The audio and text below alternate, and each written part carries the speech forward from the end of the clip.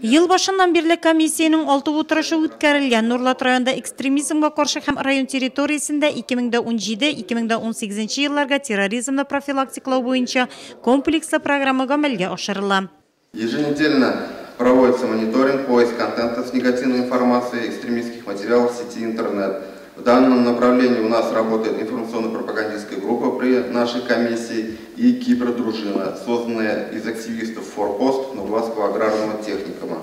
Яңа ел бәйрәмнәре җитә. Озак вакытлы яллар, масса күләм чаралар вакытында куркынычсызлык чараларын күрү турында да утырышта җитте сөйләшендә. Необходимо будет обеспечить стабильную оперативную обстановку, а также не допустить чрезвычайные ситуации на территории в целом, как в городе, в районе, на елочных городках и вблизи их. Bir yıl içinde rayonda 19 yangın ışırağı tirkelgen. Яңа ел кешендә пиротехник әйберләрне кулланган вакытта саклык чараларын көрү мөһим.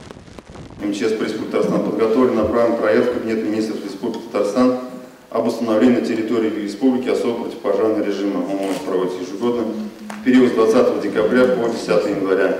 Эксплуатирование действительно наших всех новогодних украшений, ваш визуальный контроль ежедневный, конечно, она должна быть максимально усилена во время ваших отъездов.